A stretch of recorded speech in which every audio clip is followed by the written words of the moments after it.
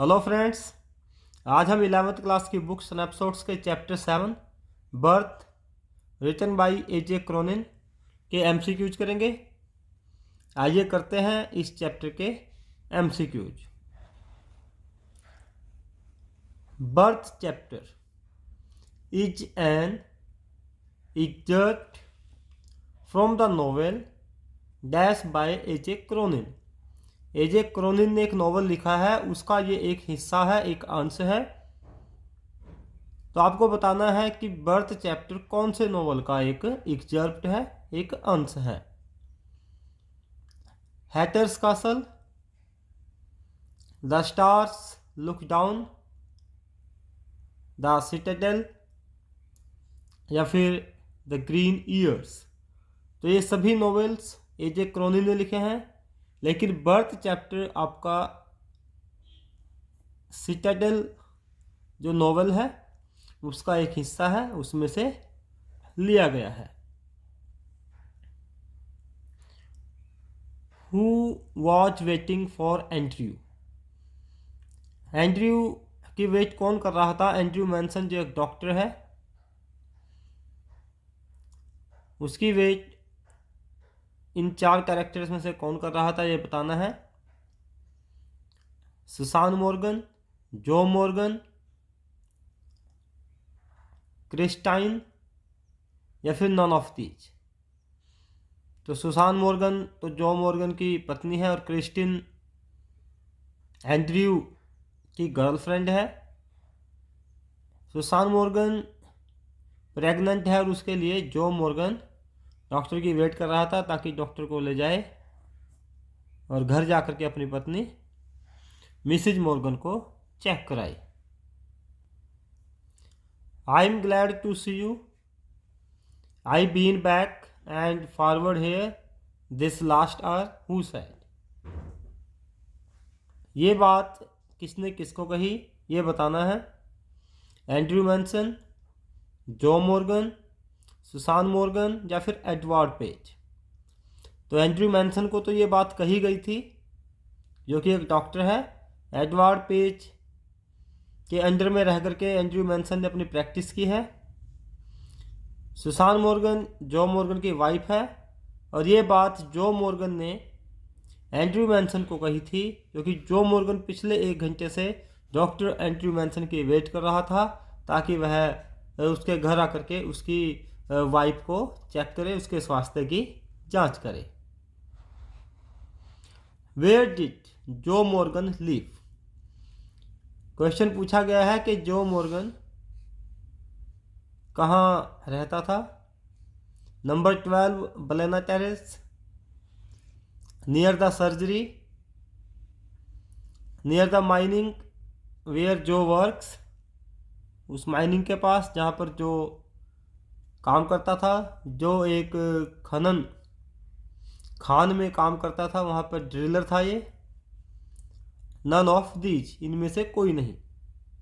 तो जो Morgan number 12 Balena terrace में रहता था। नेक्स्ट क्वेश्चन देखिए। Joe Morgan has been waiting for Andrew Manson for about dash. Joe Morgan Andrew Manson की वेट कर रहा है, तो कितने समय से कर रहा है? 2 आवर्स, 3 आवर्स, एन आवर या फिर हाफ एन आवर। तो जो मॉर्गन पिछले 1 घंटे से फॉर अबाउट एन आवर यह एंड्रयू मैनसन की वेट कर रहा है। Who was Andrew Manson's girlfriend. Andrew Manson की गर्लफ्रेंड का क्या नाम है? एवलिन, क्रिस्टाइन, सुसान मॉर्गन या फिर नन ऑफ दीज। तो Christine was the name of Andrew Manson's girlfriend. What was the colour of Mrs Morgan's mother's dress. जो Mrs Morgan है, सुसान मॉर्गन, उसकी मदर ने एक ड्रेस पहनी हुई है, उसका कलर कैसा है? वाइट, ब्लैक, ग्रे या फिर येलो। तो उसने ब्लैक कलर की ड्रेस पहनी हुई है। बी ऑप्शन आपका करेक्ट आंसर है। Andrew Manson was offered dash by Mrs Morgan's mother. Mrs Morgan की मदर ने एंड्रयू मॉनसन को क्या ऑफर किया था? A chair, a towel, a cup of tea, या फिर ऑल ऑफ द अबव, या फिर ये सभी चीज़ें। तो एंड्रयू मॉनसन को मिसिज मॉर्गन की मदर ने अ कप ऑफ टी, एक चाय का कप ऑफर किया था। How was the child when it was born? जब बच्चे का जन्म हुआ तो बच्चा कैसा था? कोल्ड, स्टिल, लाइफलेस, या फिर ऑल?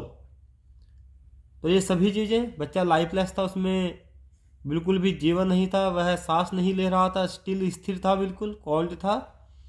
तो ये सारी चीज़ें बच्चे में थी। तो डी ऑप्शन ऑल का आपका करेक्ट आंसर है।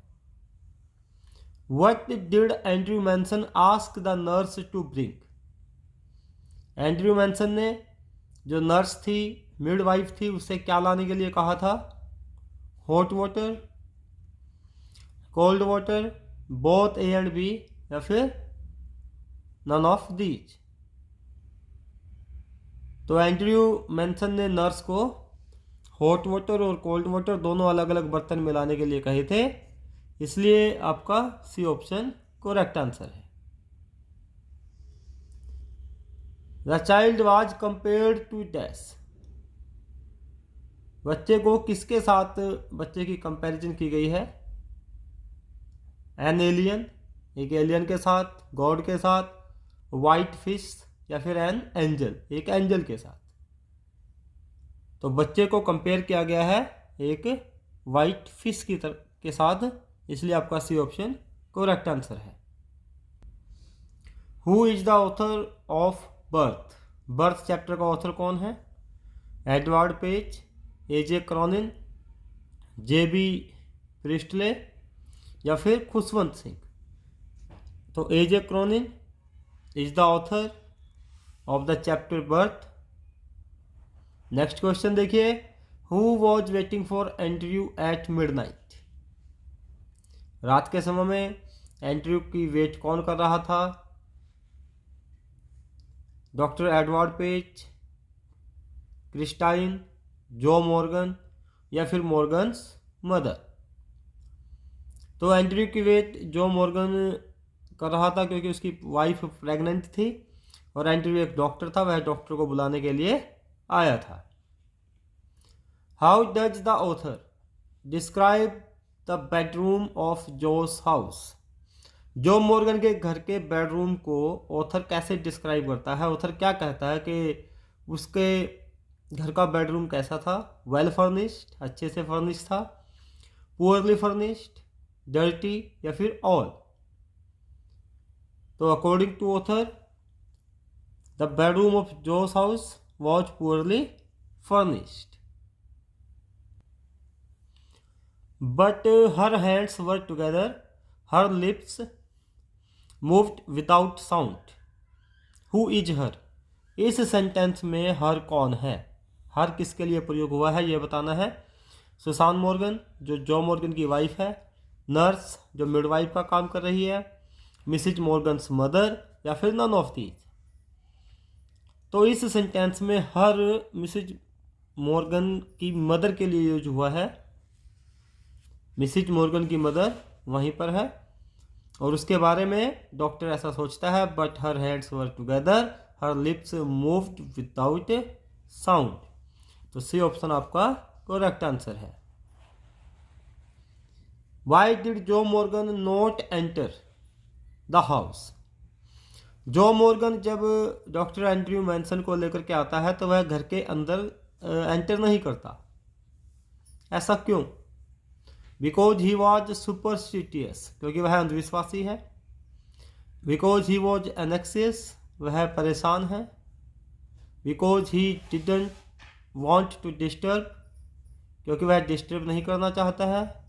नन ऑफ दीज, इनमें से कोई नहीं। तो जो मॉर्गन इस वजह से घर के अंदर एंटर नहीं करता है क्योंकि वह बहुत परेशान है, because he was एनेक्सियस। Next question देखिए, आफ्टर हाउ मैनी ईयर्स वर जो and Susan blessed with a child? कितने साल बाद जो और सुसान के यहाँ बच्चे का जन्म हुआ था? 15 ईयर्स, 10 ईयर्स, 20 ईयर्स या फिर 7 ईयर्स? तो 20 ईयर्स आपका सी ऑप्शन करेक्ट आंसर है। आफ्टर 20 ईयर्स जो and Susan were blessed with a child. Andrew did his medical practice under the assistance of. Andrew Manson ने अपनी मेडिकल की प्रैक्टिस की थी तो किसके अंडर रह करके की थी? Doctor Manson, doctor Edward Page, doctor सदाव हॉकी या फिर नन ऑफ दीज? तो एंड्रयू मैनसन ने अपनी प्रैक्टिस डॉक्टर एडवर्ड पेज के अंडर में रह करके की थी। Andrew felt that after trying for 15 minutes to revive the child. बच्चे को बचाने की कोशिश करने के बाद लगभग 15 मिनट हो चुके थे, उसके बाद एंड्रयू ने कैसा महसूस किया? कॉन्फिडेंट, हैप्पी, होपलेस या फिर एक्साइटेड? तो एंड्रयू फेल्ट होपलेस। लगभग 15 मिनट की कोशिश करने के बाद भी वह बच्चे को जीवित नहीं कर पाया, तो एंड्रयू उसके बाद होपलेस हो गया था, ऐसा उसने महसूस किया था। How did Andrew try to save the stillborn child. अभी अभी जन्मे बच्चे को बचाने के लिए एंड्रयू मैनसन ने क्या कोशिश की? He called doctor Edward Page. उसने डॉक्टर एडवर्ड पेज को बुलाया। He took the baby to the hospital. वह हॉस्पिटल लेके गया बच्चे को। He used a special method of respiration. उसने बच्चे को सांस दिलाने के लिए, रेस्पिरेशन सिस्टम उसका सही करने के लिए एक स्पेशल मेथड यूज किया, या फिर ऑल ऑफ द अबव, या फिर ये सभी? तो डॉक्टर एंड्रयू मैनसन ने एक स्पेशल मेथड यूज किया था रेस्पिरेशन का बच्चे को रिवाइव करने के लिए। उसने क्या किया? पहले बच्चे को हॉट वाटर में डाला, उसके बाद कोल्ड वाटर में, फिर हॉट में, और ऐसे ही वह करता रहा जब तक कि बच्चा जीवित न हो गया। What things did Andrew use to revive the baby? क्या क्या चीज़ें यूज करता है उस बच्चे को रिवाइव करने के लिए, जीवित करने के लिए? Hot and cold water, basins and towels, a blanket, या फिर ऑल ऑफ दीज? तो ये सारी चीज़ें डॉक्टर यूज करता है, हॉट, कोल्ड वाटर, बेसिन्स और टॉवल्स को और ब्लैंकेट को बच्चों को रिवाइव करने के लिए। इन सब चीज़ों का वह प्रयोग करता है। Where did the midwife place the stillborn baby? जब बच्चे का जन्म होता है तो एंड्रयू मैनसन मिडवाइफ को, दाई को वह बच्चा दे देता है, तो वह उसे कहाँ रखती है? इन द मदर्स आर्म्स, माँ के हाथों में। नियर द फायर, आग के पास। अंडर द बेड, बेड के नीचे। या फिर नोवेयर, वह उसको कहीं पे भी नहीं रखती है। तो मिडवाइफ बच्चे को अंडर द बेड, बेड के नीचे रख देती है, क्योंकि डॉक्टर को पता था कि बच्चे में जीवन नहीं है, इसलिए वह पहले माँ की केयर करना चाहता है। How long did it take for Andrew's efforts to yield results? Andrew Manson को अपने एफर्ट्स के, प्रयास के रिजल्ट मिल चुके थे, बच्चा जीवित हो चुका था, तो लगभग कितनी देर के बाद उसको ये रिजल्ट मिले? 15 minutes, half an hour, 1 hour या फिर 3 आवर्स? तो एंड्रयू मैनसन को हाफ एन आवर, लगभग आधे घंटे के बाद अपने प्रयासों का रिजल्ट मिल चुका था, अर्थात बच्चा जीवित हो चुका था। बच्चे की नॉस्ट्रिल्स में से मकस निकल चुका था, अर्थात नाक से निकलने वाला पदार्थ, जिससे यह पता चले कि उसे सांस आ गया है। हाफ एन आवर, लगभग 30 मिनट के बाद उसको अपने रिजल्ट्स मिल चुके थे। Who were sitting beside Susan Morgan when Andrew approached? जब एंड्रयू मैनसन उनके घर गया जो मॉर्गन के साथ, तो सुसान मॉर्गन के पास कौन कौन बैठा था? नेबर्स, पड़ोसी, जोस फादर, जो मॉर्गन का father, Susan mother and a midwife, Susan की मदर और एक मिडवाइफ, जो his father and a midwife. तो जो तो वहाँ पर था ही नहीं जो उसके पास बैठा होगा, जो तो एंड्रयू मैनसन को बुलाने गया था, इसलिए डी ऑप्शन तो नहीं हो सकता। जो के फादर का इसमें जिक्र नहीं है, नेबर्स का जिक्र नहीं है।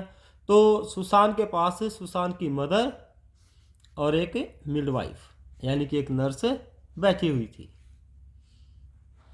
नेक्स्ट क्वेश्चन देखिए, Andrew decided to dash at Joe's house. Andrew ने क्या डिसाइड किया कि वह जो के घर पे क्या करेगा, क्योंकि एंड्रयू सोया नहीं था और वह वेट करना चाहता था कि डिलीवरी कब होगी, कब सुशांत बच्चे को जन्म देगी। इसलिए उसने क्या करने की कोशिश की, to sleep, to play, to stay या टू ड्रिंक। तो उसने ये डिसाइड किया कि वह यहीं पर स्टे करेगा, वापस नहीं जाएगा जब तक कि डिलीवरी नहीं हो जाती। तो Andrew decided to stay at Joe's house. What dilemma did Dr. Andrew confront? Doctor Andrew किस दुविधा में था, किस दुविधा का उसने सामना किया, क्या डिलेमा था, यह आपको बताना है। Whether the child could be saved और नॉट, उसके अंदर एक दुविधा थी कि क्या बच्चे को बचाया जा सकता है या नहीं। Whether the treatment would be successful, उसके अंदर दुविधा थी क्या उसका ट्रीटमेंट सक्सेसफुल हो जाएगा। Whether to attend the child और द मदर, और एक दुविधा ये थी कि वह पहले बच्चे को अटेंड करे या उसकी माँ को, या फिर नन ऑफ दीज। तो डॉक्टर के अंदर यही दुविधा थी, क्योंकि बच्चा तो लाइफलेस जीवन विहीन पैदा हुआ था। तो उसके अंदर एक दुविधा थी कि वह पहले मदर को अटेंड करे या बच्चे को अटेंड करे, और एट लास्ट वह डिसाइड कर लेता है कि वह पहले मदर को अटेंड करेगा, मदर को की केयर करेगा। Who did Andrew check upon first in the dilemma he faced? जिस दुविधा को वह फेस करता है कि वह किसको पहले डील करे, मदर को या बच्चे को, तो वह क्या डिसाइड करता है, किसको पहले वह चेक करता है, ये बताना है। The child, the mother, both at the same time, दोनों को एक साथ ही, या फिर ही चेक्ड नो वन, वह किसी को भी चेक नहीं करता। तो आपका ऑप्शन है बी कि he checked upon the mother first, वह माँ को पहले चेक करता है, उसके बाद बच्चे को चेक करता है। आई होप आपको सभी एमसीक्यू समझ में आ गए होंगे। अगर अभी तक चैनल को सब्सक्राइब नहीं किया है, सब्सक्राइब करते हैं, वीडियो को लाइक करना, शेयर करना मत भूलिएगा। रेड बेल आइकन को प्रेस करें ताकि आने वाले वीडियोज़ के नोटिफिकेशन आपको मिलते रहें। Thank you, have a nice time.